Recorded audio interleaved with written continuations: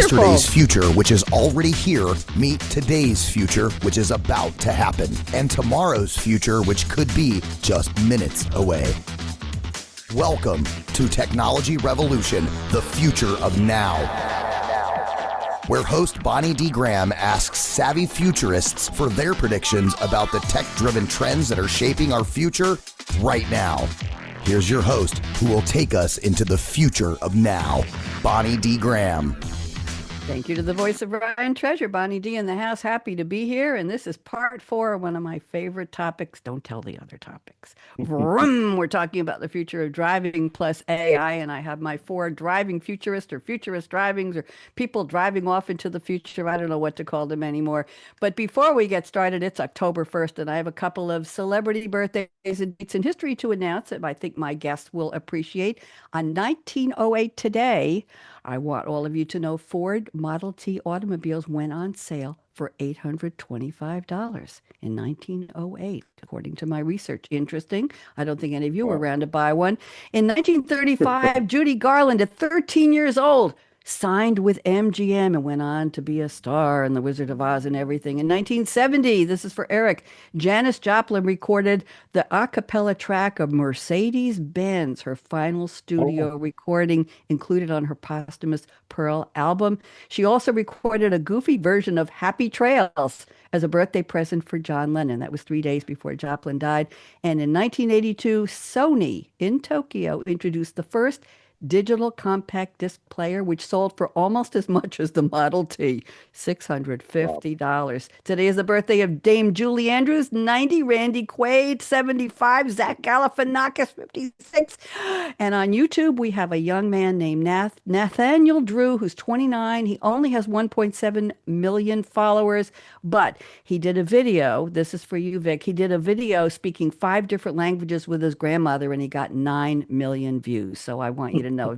Walter Matthau in absentia in memoriam was born today in 1920. Tom Bosley, the late Tom Bosley, was born today in 27. And Richard Harris, Albus Dumbledore, and he sang the original MacArthur Park Suite, was born today in 1930. So those are my catching up. Now let's start with the show. Welcome, global audience. What? Who? Oh, we missed one. Who did I miss?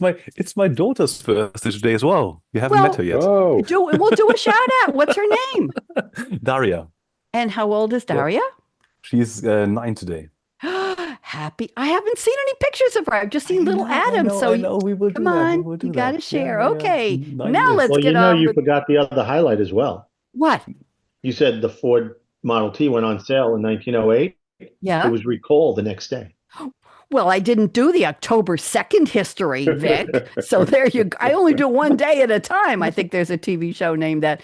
So welcome to the Fun Global Audience Technology Revolution show with Bonnie D and her Scarlett mic in the driver's seat. Oh, you know. Today we shift gears to a future bold and profound where AI steers our cars with limits unbound. From smart automation, this is new, guys. From smart automation to roadways redesigned, innovation accelerates, leaving the horse and buggy days far behind. My 3 futurist panelists will share drives where their spirits soar as highways of tomorrow call with the pedal to the floor. That's PEDAL. Flowers included. Okay, Simon, you're up first. Wave hello. Simon Meitz, a champion of circular change and ESG's refrain, Simon steers bold strategy with purpose in the lane. From EY Carbon's mission to Roarin's rising role, Simon maps out greener futures with vision and with soul. Through shifting routes, his guidance holds true, driving impact to benefit me and benefit you. Simon, what do you think? Thank you. That's amazing as always. You're welcome, There will be Brand. more green things coming. Oh, there you go. Eric is next with IoT Edge and AI in his driving steady hand. At Clearblade's wheel, Eric charts the demand. From Purdue foundations to platforms that fly, he engineers road maps where data meets the sky. Smart engines of insight accelerate through riding bold highways where Eric's innovation will renew. Eric? Nice. Very good, Bonnie. Good. That's You always a do new. great.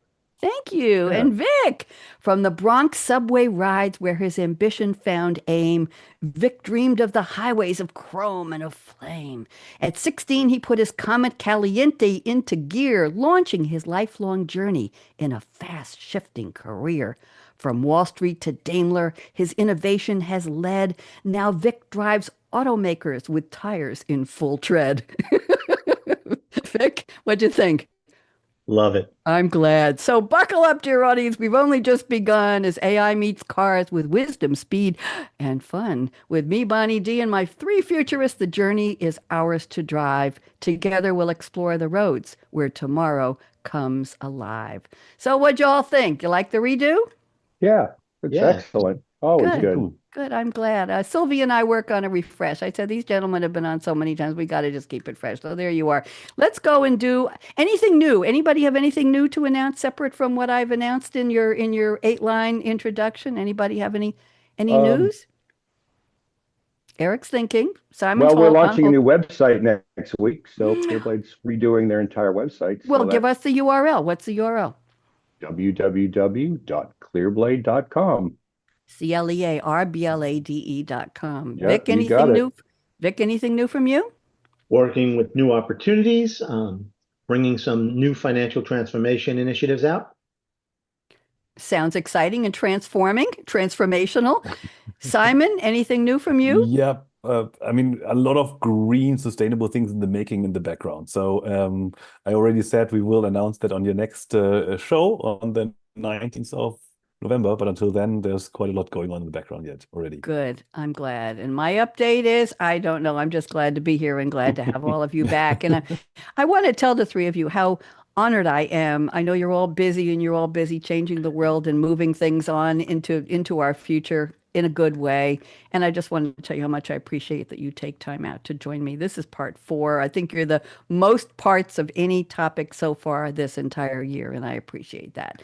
So now, before I get too mushy-gushy and philosophical here, let's go to our opening quotes. I asked you each for a quote, fictional quote from a movie or a TV character or a song lyric. And the one Simon has picked is very interesting and very appropriate, but I can't pronounce half the things in the interesting information I found about it. So before I read the quote, which is just 3 little words to pack a punch, it was spoken by Jake Sully or Tiek T. Sully in the Navi language. I'm probably murdering this. Played by Sam Worthington. The movie is Avatar. 2009. It was the start of an epic sci-fi media franchise written and created by James Cameron. Set in the year 2154 on Pandora, a lush habitable moon of a gas giant in the Alpha Centauri star system. Central conflict between the indigenous Navi, led by Jake Sully, and Neytiri, and humans, led by Colonel Miles Quarrick of the Resource Development Administration, RDA, a megacorp that arrived on Pandora to colonize and pillage it for its natural resources too. The title refers to the genetically engineered Navi body operated from the brain that humans pilot to interact with on Pandora. We'll leave it there. And the quote from Jake is, everything is connected. Okay, Simon, you're up, putting you on speaker view. What does this have to do with our topic? Go. Thank you so much. I think I still remember Avatar quite well. It was the first 3D movie I've ever seen, and I was just dazzled.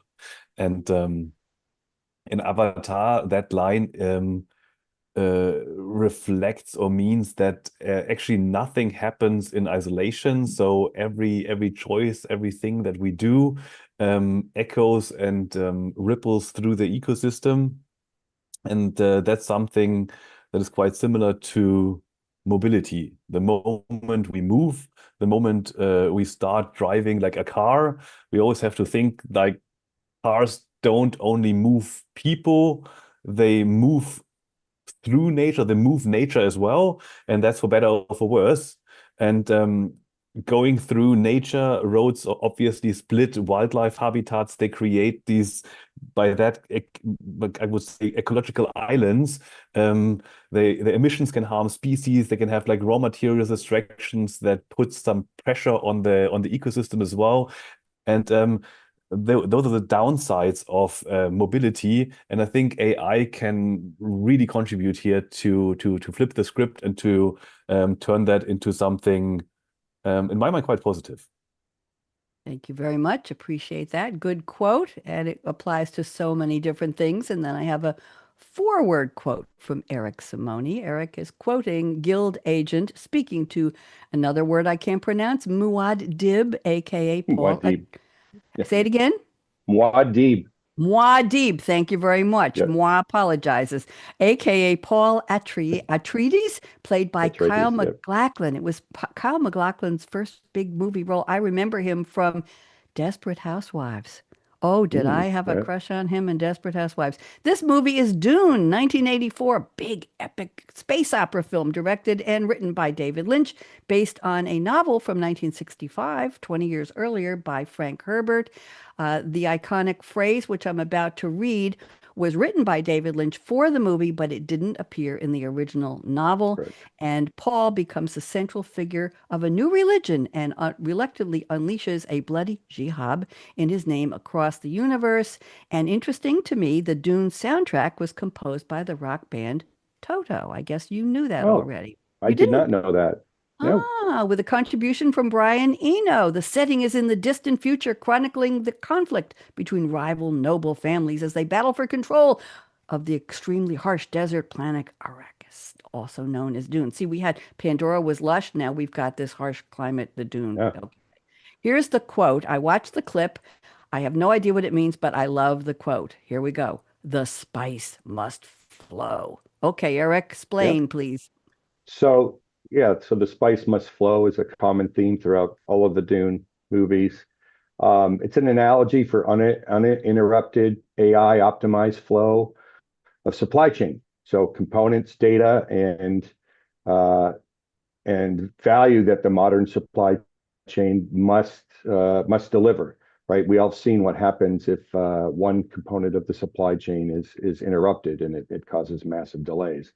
So I'm going to be talking a little bit about supply chain and how we optimize that going forward. Much. Okay. Thank you, Eric. I appreciate that. I love these short quotes. And one was 3 words, one was 4. And Vic has picked a 5-word quote. Did you guys get together behind the scenes and figure this out? You'd send me a 3-word quote, a 4 and a 5. I found this I featured mathematics in my education. I noticed these things. Vic has picked an iconic quote. The movie is not about a planet, it's about a courtroom. A Few Good Men, 1992 legal drama based on Aaron Sorkin's 1989 play. We've got some really key people who wrote these movies. Let's see. Aaron Sorkin, directed by Rob Reiner. Does it get any better than that? Tom Cruise, Jack Nicholson, Demi Moore, Kevin Bacon, Kevin Pollak, J.T. Walsh, Cuba Gooding Jr., and Kiefer Sutherland. Wow. The plot follows the court-martial of 2 U.S. Marines charged with the murder of a fellow Marine and the tribulations of their lawyers as they prepare a case. And the quote is, "You can't handle the truth." Okay, Vic, what does this have to do with our topic? Go. Has a lot to do with it because as we start becoming more ubiquitous in the world of AI, there are people who can't handle the fact that this is coming and it's going to be involved in everything that happens. It's going to start taking over with autonomous driving, automotive platooning. As we start looking at quote unquote flying cars and having highways in the sky, the communication between vehicles, all these things are going to add up, and people are very, I'll call it, concerned about these things, and they don't want to see the truth here. Okay, and how do we get them to see the truth? Is that through shows like this where we talk about it and make it something that's positive? We build familiarity. We give them, we also, though, the technology has to be reliable. You cannot have failures. So you really have to be very careful about introducing it when it's past the point of beta testing, so to speak. Okay. Sometimes I think when I wake up in the morning, my life is still in beta test, but that's a whole other topic, right? Simon, you can smile now. That was a joke. Okay, there we go. So thank you, gentlemen, for the very interesting quotes. And I find it interesting that you all pick such iconic films to quote. I mean, to be honest, we did align beforehand, and I win. I win. The shortest quote wins. That's also good. For the next show, it's going to be the longest one. Good things come in small packages, they say. I used to be. We'll leave that one alone. Okay, let's go to the predictions. I've asked you each for what area you'd like to cover today, and I'm going to go with Simon first. Simon's focusing, we know, on AI, automotive, and biodiversity. driving doesn't just affect people, but also the ecosystems around us. So let me read your prediction number 2, Simon. A lot to chew on here. I hate that word. A lot to think about here, a lot to process, a lot to review. And then I will ask Eric and Vic to wiggle one of your nice fingers. You know, the one I don't talk to, the middle one here. And yeah, Eric, he can get, I'll call on you twice, Eric. That was beautiful.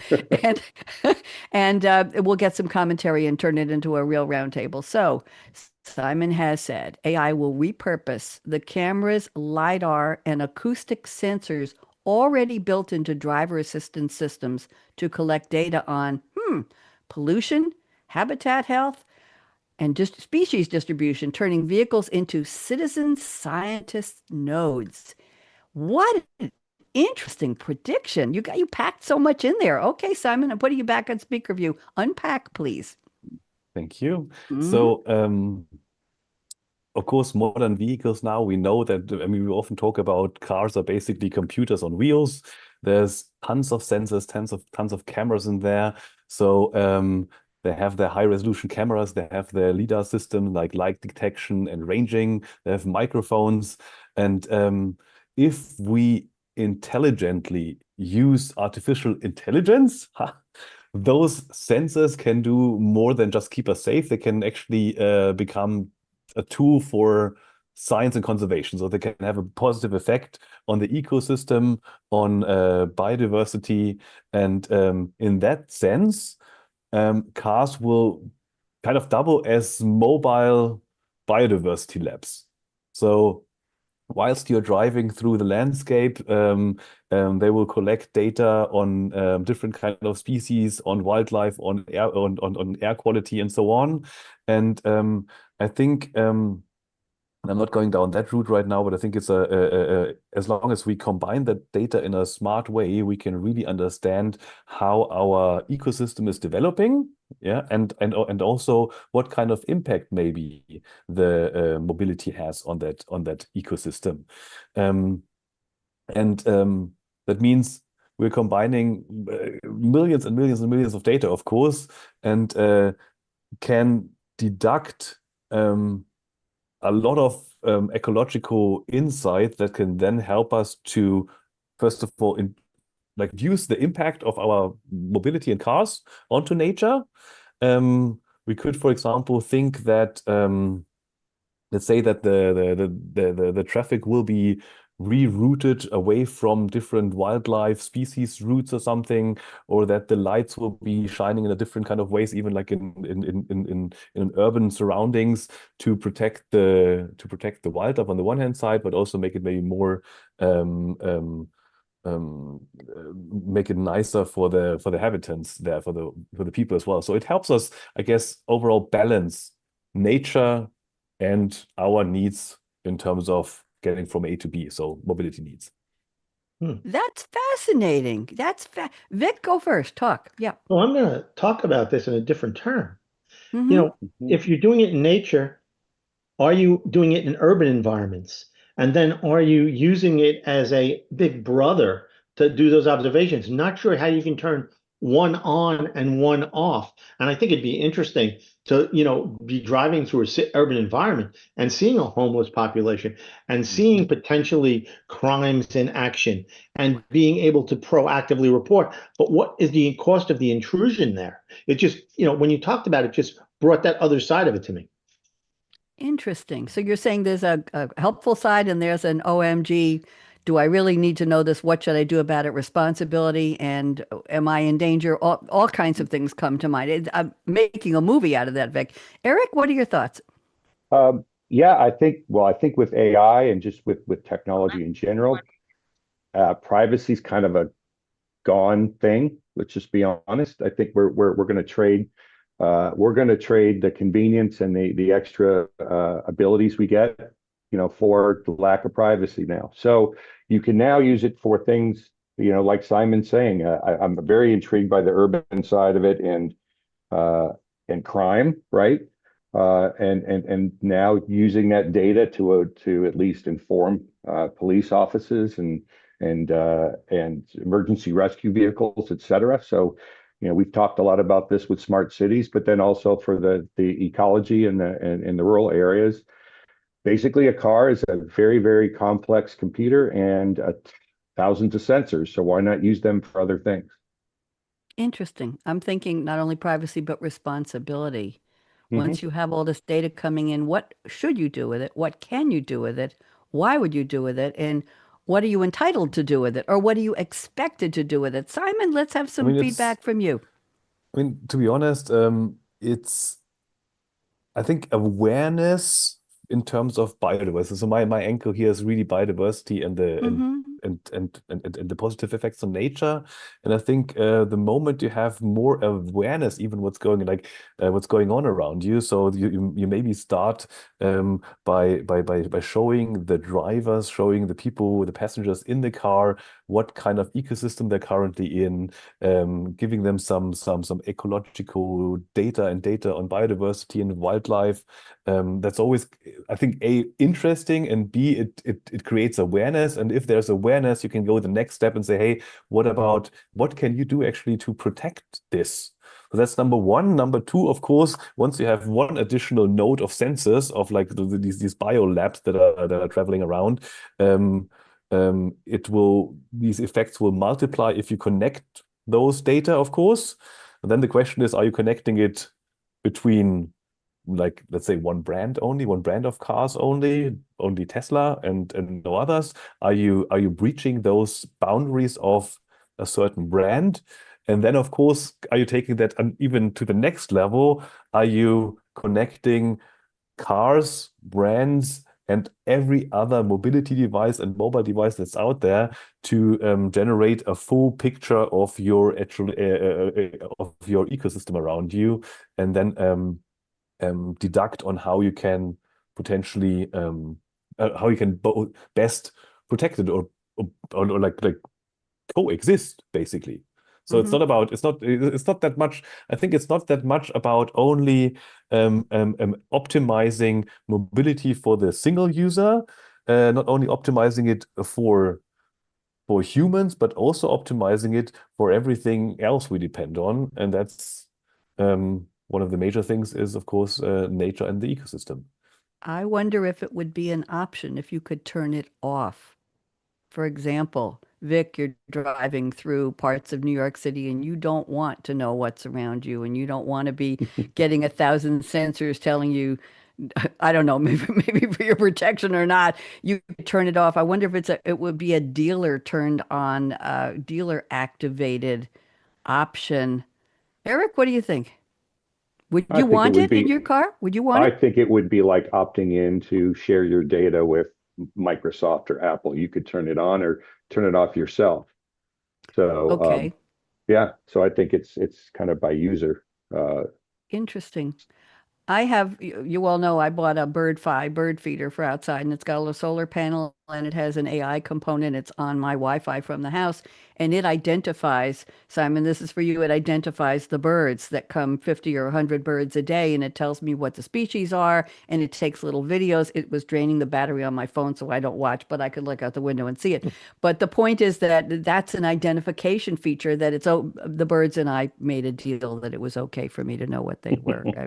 I had to get, an NDA from them not to tell anybody. But my point is that I have some friends now who are traveling cross country in the US in an RV. They're working from it, they're traveling, they're sightseeing, and I think they would love to know what kinds of wildlife was in the area where they're traveling. That could be something, Simon, they would really appreciate. You're going into there's going to be a lot of deer here rather than just a sign on. Anyway, I'm just wishful thinking. I thought that might be interesting for nature lovers, for people who like to see what is a certain tree. Where are you going to have let's say a spawning season for certain animals in a certain part of the country. So anyway, thank you, Simon. That was provocative, and that's what we look for. I'm going to move on to Eric. Okay, Eric's topic focus is AI and the supply chain, the self-healing automotive ecosystem. And I'm going to read your prediction number one, Eric. He says AI-powered digital twins will simulate the entire automotive supply chain in real time, from chip fabs to rail lines to dealerships. These living models will identify bottlenecks, simulate disruptions like port congestion or strikes. Oh no, know, and recommend automated adjustments before the delays ever occur. We all know that's a benefit of AI is predictive maintenance, is before it happens, before it's, oh no, what do you need to do? Eric, talk to me. What do you think? Sure. So we've all seen what happens when a container ship blocks the Suez Canal or when a microchip shortage shuts down an entire production line. So we've got to modernize these supply chains. And so a modern automotive supply chain is currently vast, but it's fragile and incredibly independent. So imagine having all this data in real time. So connecting all of the suppliers, all of the rail cars, et cetera, all of the pieces of a moving supply chain in real time, and having AI powered simulation of the entire system. So you could have contingencies when bad things happen. So not just what's in your factory, but what's in your suppliers' factories, your suppliers' factories and ports, train lines. That's the promise of active and real live digital twins. People have talked about digital twins for years, but the reality is the digital twins aren't connected to real live data. And that's what's changing now. And once you're connected to real live data, you can do very interesting things with that real live data. So a digital twin isn't a dashboard or a map, it's a living model of what's happening in real time for the entire supply chain. So updated continuously using real-time data. AI uses it to simulate scenarios, test outcomes, and most importantly, detect risks before they become real-world problems. So today's supply chain is really reactive, and digital twins will make them proactive and adaptive. So you'll do more than just see that a shipment's late. You'll see it coming days in advance, and then you can adjust. You don't just hear that a supplier's down. The twin flags their local region's energy crisis and recommends a contingency plan. You don't wait for inventory to run low. The twin models demand and suggests a preemptive production shift to meet forecasted needs. So we're going to see over the next decade or so, basically AI and Internet of Things completely transform these supply chains, especially for automotive, but for lots of other industries as well. Thank you. Very interesting. Vic was nodding a lot. I saw that hat going up and down. Vic, you want to talk? Sure. Comment, please. You know, very, very key is as speaking about, the predictive supply chain, you also look at it in terms of what I'll call the non-predictive element, where there still is something that happens that you can predict, but with the built-up knowledge that you're going to have, your reaction time and your ability to fix it is going to be so much easier because you already have all this stored knowledge. So even when it's sudden you didn't predict it, you're still going to be better off than you would be in a fully reactive mode. Yeah, that's true. Simon, thoughts? Unmute. Here you go. There you go. I think that's a quite super interesting angle that you brought up there. I will focus a bit more on the predictive part, because I think for my prediction as well as your prediction, we're always living a bit in this world with a lot of rainbows and unicorns, and it's all super nice and everybody's willing to share their data. And in reality, at least that's what I'm experiencing here in Europe, data sharing and data security will be one of the key levers to make that transition work. And a lot of the time you don't get the critical amount of data that you actually need to predict something, or the results of a simulated outcome would be a lot better if different car manufacturers, for example, would share their test data. Even if it's made sure that you can't tell the car model or the make, the brand, or whatever, and it's completely neutralize any other information. Just the test results are being used across the board, i.e., across different car brands. Doesn't work. They are too scared of losing data, of sharing data, and that's a huge inhibitor right now. Interesting. Very interesting. We've been using, or I've been using the case study. I did Future of Cars with Game Changers, one of my many SAP shows years ago. And we were talking several years ago about having the onboard computer in the car say to you, I'm going to use Vic, I'm going to pick on you because of that hat. I just love the hat. You're the only one with a hat today. I could have worn one, but I just curled my hair instead. Vic, your fan belt is about to go. It's not in good shape and it's about to split. You are on exit 325. At exit 326, we've got an appointment for you at Simon's Auto Shop, and they've got a replacement belt for exactly your car. We want you to go off on this exit, and we want you to go to Simon's Auto Shop, and they will greet you, and they have an account set up for you already, and they will repair the belt, and we'll have you back on the road in 48 minutes. And or you can stop for lunch at Simon's. Simon's wife has a sandwich shop next door, and then and then you can, and his daughter is singing, and then you can get back on the road, and you'll be able to make the rest of the 956.359 miles for your journey. So we've been talking about that for years and years and years. Is that something that's still talking about predictive maintenance on an individual automotive basis, an individual car? Is that happening? Are people getting those kind of messages, or was that fantasy? Anybody want to help me out here? You're getting wear related, but it's based on age. It's not based on condition. There's no, right now, the sensors don't exist, or they may exist, let me correct that, but they're not implemented in vehicles that there's actually, a laser looking at that fan belt and reading its thing. But you are getting, okay, this is so many miles, these things will occur. But it's not really any different from an automated owner's manual at this point. It's just that it's reminding you, instead of you having to check at 5,000 miles, it's telling you you're approaching 5,000 miles. Yeah. Okay. I think we are light years ahead right now, and like in terms of thinking and the predictions. And if we go out there in the real world, I think it would even be great if some kind of machine manufacturer, let's say, could have access to all the machines in terms of wear and tear of the machines of the production machinery he has sold. But not even that is the case.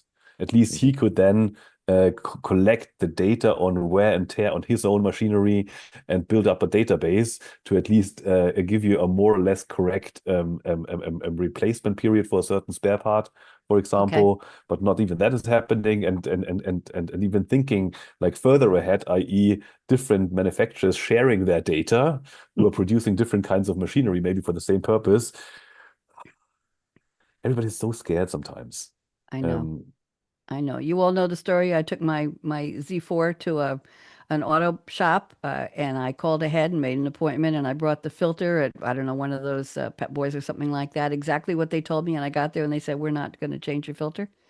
And I said, why? And they said, because of the Z4 is the I-Class, and we don't do those anymore. I said, but I was just here 6 months ago and had the filter, a year ago, had the filter changed. They said, we're not going to do it.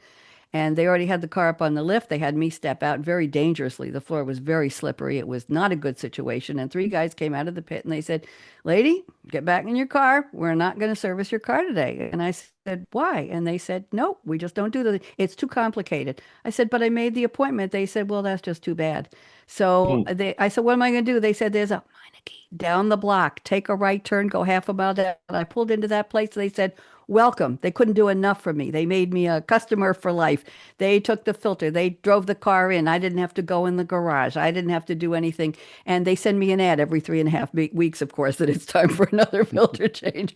But it was interesting that, and I called the company, the first one, and I said, you serviced my car X months ago. Why now? And they said, we have no idea. Isn't that interesting? The local dealer just decided this is too complicated and it doesn't work out for us. Screw you. So anyway, thank you very much for that. Very, very interesting. Okay, so let's go to Vic. I'm going to go to your first, very different prediction than the others.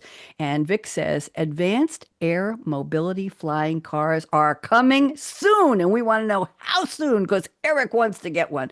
As proofs of concept become reality, what will the highways in the sky look like? And what will be the new rules of the road? Question, question, question. Vic, we want to know when, where, how, and who's going to get one and what's going to cost. Go. Well, you know, right now you can pre-order an electric um, flying car. It's going to run about $300,000. Got a I range of asked. about 200, got a range of 200 miles driving and 110 miles flying. Not a long distance, but it's starting. They're getting special certifications from the FAA. Now the key here is developing the in-vehicle communication and the driver training. So as they reach a certain altitude, that they're in communication with air traffic control and working across. And this is all going to play in with, you know, the telemetry and everything feeding through AI to make it that much safer. Honestly, before AI was available and all these sensors and being able to do predictive things, they really weren't feasible. You would need a full pilot's license to really be able to take advantage of these flying cars. And now they're ready. Are they prime time? No, but we'll see early adoption over the next couple of years. You'll see them start to integrate into the overall ecosystem of automobiles. You know, some of them are going to look very different. Some of them are going to look more conventional. They're going to have different ranges. You know, obviously, as we keep changing our fuel structure, you know, as you know, we're petroleum based now. We're, you know, moving to electric, and who knows? You know, you see the magic that's going on with fuel cells. You know, as you start looking at more range, because obviously right now these things cannot take off from a road. They must take off from a licensed airport. You have to, you know, I'm not sure how many airports are 110 miles from each other. So you've got to be real careful about where you can use them and where they can. But it's definitely coming. You know, they're calling it a Model A, as a matter of fact, the Tesla version of the flying cars. So it's something that's coming up and new. It's something that's really going to work into the infrastructure. You know, at some point, it's probably be after we're gone, you'll probably have flying, you know, you'll have Uber flying cars. Very, very interesting. Let's go around the table. Eric, do you want one? Sure. I was just looking it up as Vic was speaking, and this Model A, Aleph Aeronautics is the Model A. They did a takeoff from the Bay Area in a couple airports, so it's fascinating. So I don't know if I have comments. I'm just interested to see how this all plays out and how long it takes. I'll have to save our money. Simon, you want one? Uh, yeah, I just looked it up to be honest as well. I know that one comment, like I always thought it's more like a flying. I thought it's more like a flying drone actually. So it's more like a flying because we had a company around the corner here, got bankrupt now. It's called Lilium in Germany, and another one also German company Volocopter, but it was more like a helicopter or a flying drone for like a couple of people. So it's not that much of a car concept, rather than like a small plane concept.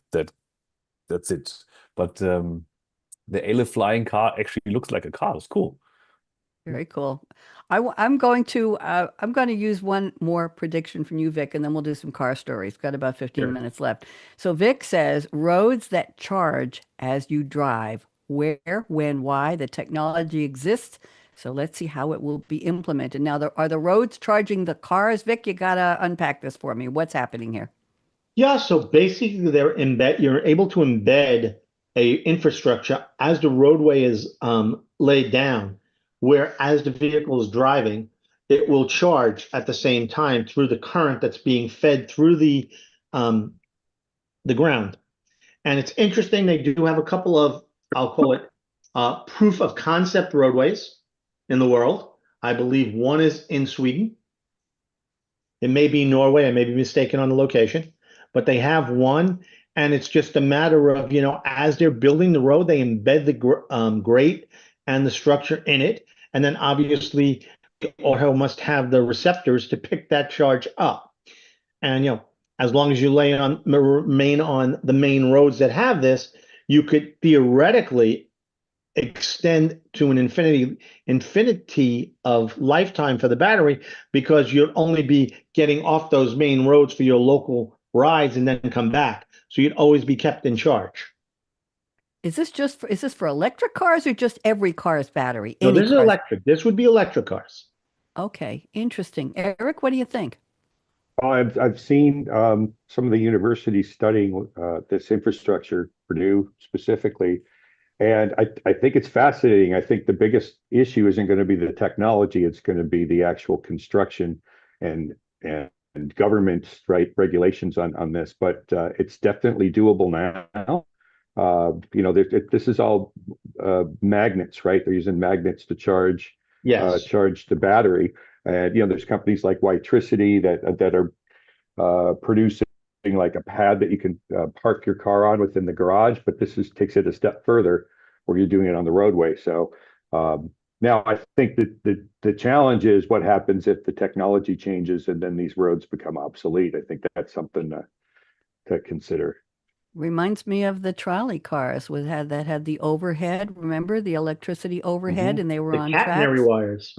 Yeah, Yeah. interesting. Simon, any thoughts about that? Yeah, I think in Germany, I think it was Siemens that was experiencing with them with that concept with trucks, and I think there was some companies experiencing exactly with this, not having magnets in the road, but actually these electric wires lines on top of the road. I don't know how they're called. Um, so it's more like in Germany we call it Tram, Um, I don't know if that's the concept of the future, to be honest, because you have to as Eric said already, you have to change a lot of infrastructure that's quite costly. Um, in terms of faster charging, I think that you can do.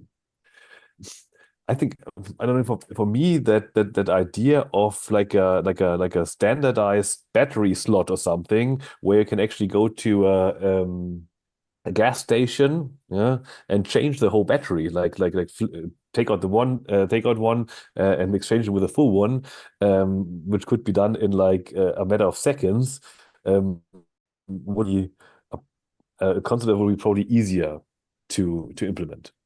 Okay, thank you very much. Vic, I'm going to pick one more of yours before we go to car stories. You say platooning, traveling together. Can you say wagon train, wagon train, wagon train? Looking at how route planning and scheduling will kick off future road trips. What does AI have to do with this, Vic? I think everybody will be Okay. interested. It Go. has to do with a couple of features of it. First of all, it depends on the inter-vehicle connectivity.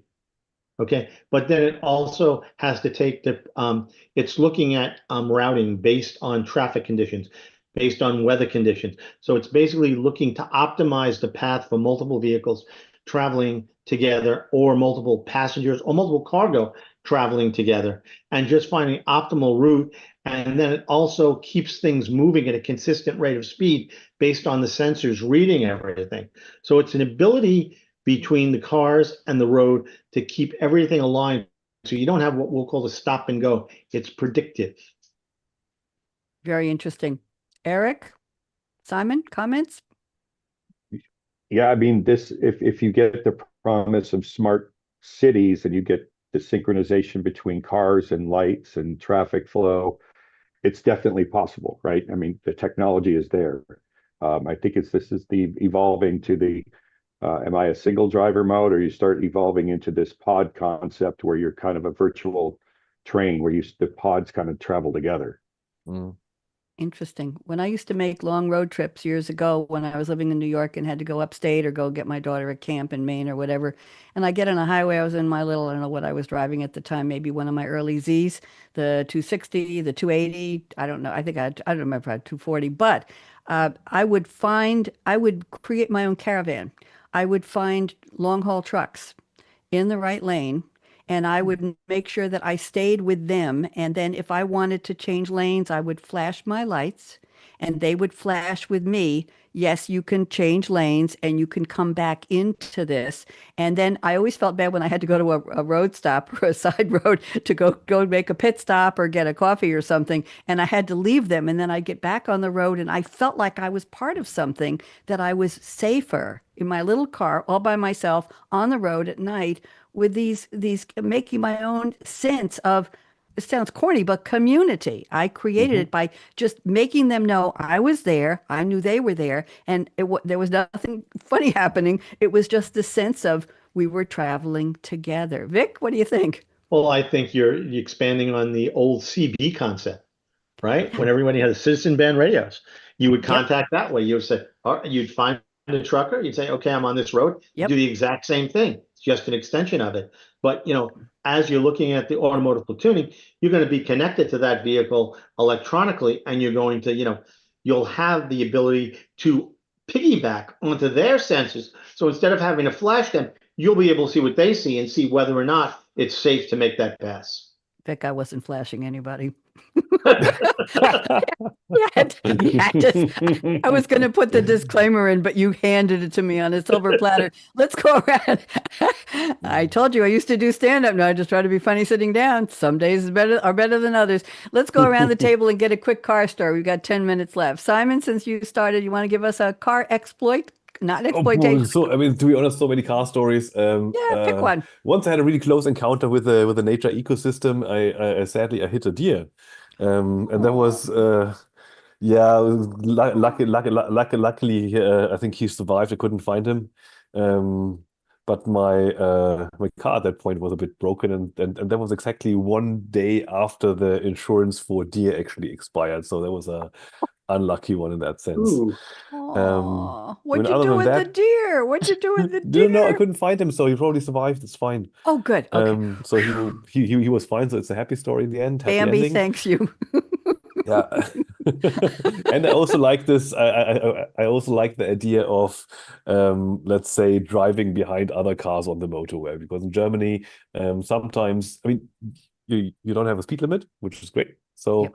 sometimes it's really, really helpful if you have one of those crazy people in front of you that drives with 250 Yeah. kilometers per hour and like clears the road for you, and you can sit in the back, drive behind him, sip your coffee, and it's a chill ride for you. And he's gonna be the aggressive one, like clearing the road. So Very cool. Very cool. yeah. Eric, car story? Yeah, I'll give one that isn't involving me in a potential crash. It's actually my wife drives an Audi Q8, and a couple of years ago it was raining out, and she was driving to pick up one of the kids for something, and we've had some sensor issues on this car. So all of a sudden, the sensors go off, say pull over, the car's going to shut down immediately. And her wipers started going. She turned the car into some spot. Luckily, she was in a space she could stop, and the car completely shut down. So there's the downside of having things over-sensored, over-connected, and we had to take it in like 5 or 6 times to have them finally resolve the issue. But yeah, sometimes over-censoring things can backfire. True. Vic, car story? So I can tell you, great car Vic, sit story. up. We can't see you. We can't see I'm you. sorry. You're falling off the page. Go ahead. Great car story. I watched it happen. Is going back many, many years ago in the Bronx at an intersection. Somebody ran a stop sign and T-boned a Volkswagen microbus. And I've never seen anything like it before. It T-boned, it did a 360 and landed back on its wheels and continued to drive off. Most unique accident I've ever seen. Wow. Interesting. And I'm going to tell you, Eric, I don't know if you've seen John Hamm's new show. It was a couple months ago. It was a 6-episode called Your Friends and Neighbors. Oh yeah, I've seen that. Yep. Okay. The one of the cute things they did was the trunk of his, I'm sure is at least a $250,000 car. I was trying to look it up, but I couldn't find it right away. Figures didn't put the right letters in on the phone. The trunk of the car kept popping up in the most inopportune places, remember? And they made it into almost a meme in the show. And the very last scene as he's driving away is he's leaving this luxury estate and the trunk lid pops up. So I thought that was pretty funny. Everybody had their car story. What I would like AI to do would be do something like a Waze service where it would tell you when you're going to a gas station, a service station, whether their machines outside at the pumps, the gas pumps, had been hacked by card readers. Because I'm not going to name any names, but we have a brand of gas here where I'm in Tennessee. It's all across the southern United States, I think, and they are notorious for somebody putting card readers. And the reports, if you don't read the news, you wouldn't know that people's cards, they paid for gas with a credit card, and then 2 hours later, they were putting a down payment on a house, or they were buying, an expensive set of tires, or they were at Chick-fil-A 3 states away giving lunch to 5 people they knew. So interesting. So I know when I go to this gas, because it's the only one here where I live, I know to get cash. always Yeah. bring cash. And I It love to have happened, yeah, go ahead. happened to me in Austin. Happened to us at the local gas station. So same exact scam. And wouldn't it be interesting if AI in your car would tell you there's a high incidence of card reader theft at this station? Remember to bring cash. Wouldn't that Yeah. be cool? Vic, Yeah, the what do you think? alternative to that is there's a couple of the major brands that have an app on your phone. When you approach the station, it reads where you are and you authorize from your phone.